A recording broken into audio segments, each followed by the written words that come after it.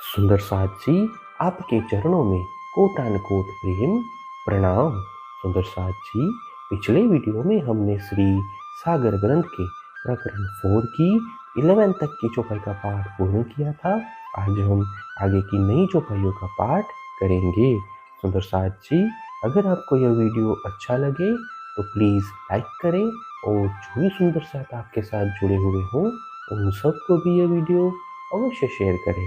सुंदर साथ जी, जिन्होंने अब तक हमारे इस चैनल को सब्सक्राइब नहीं किया वे प्लीज़ इस चैनल को सब्सक्राइब कर दें ताकि आने वाले नए वीडियो का नोटिफिकेशन आपको तुरंत मिल जाए।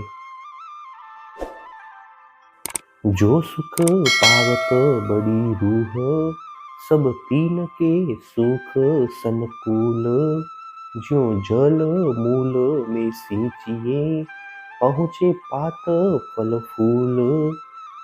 त्यों सुख जेता हक का, पहुँचत है बड़ी रूह को।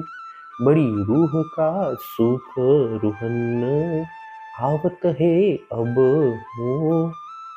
जब श्यामा जी को आनंद का अनुभव होता है तब सभी ब्रह्म आत्माएं भी उसी प्रकार आनंदित होती है। जिस प्रकार किसी वृक्ष के मूल को सींचने से उसकी शाखाएं, पत्ते, फल, फूल आदि सभी हरे भरे रहते हैं, उसी प्रकार श्रीराज जी से श्यामा जी को जितना आनंद प्राप्त होता है वह आनंद श्री श्यामा जी से सभी ब्रह्म आत्माओं को पहुंचता है।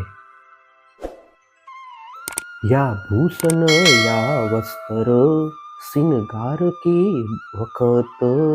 एक पहने सुख दूजी को, यूं सबो सुख होत अनंत। श्रृंगार के समय यदि एक ब्रह्म आत्मा वस्त्र या भूषण धारण करती है और उससे उसे जितना आनंद होता है उतना ही आनंद उसको देखने वाली दूसरी ब्रह्म आत्माओं को भी होता है। इस प्रकार सभी ब्रह्म आत्माओं को अनंत सुख का अनुभव होता है। यो जो वखत आरोगने, या कोई अरस भजत। सो एक रूह से दूसरी, सुख देख कहे पावत।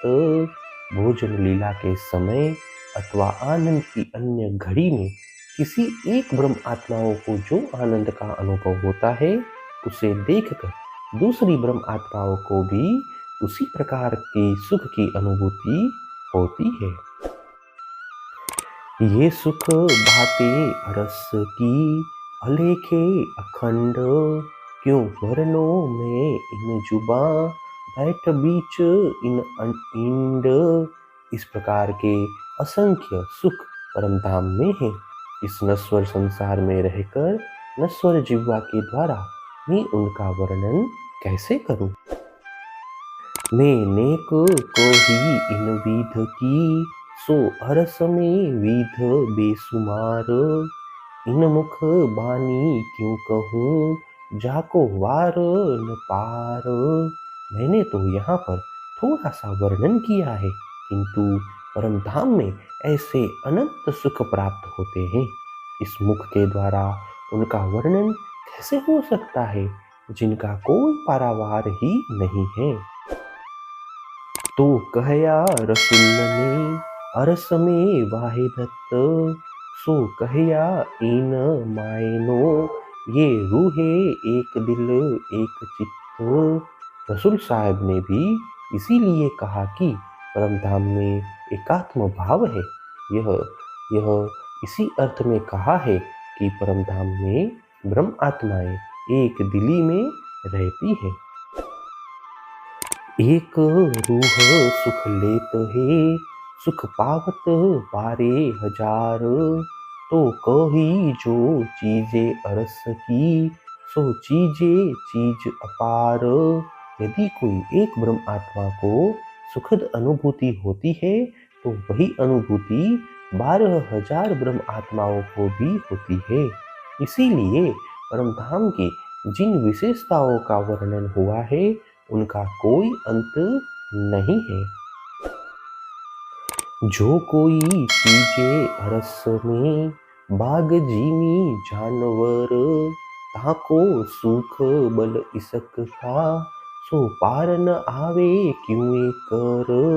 परम धाम में वन, उपवन, भूमि तथा पशु पक्षी आदि जो भी है, उन सबको प्राप्त होने वाला सुख तथा उनकी शक्ति श्री राज जी के ही प्रेम का परिणाम है।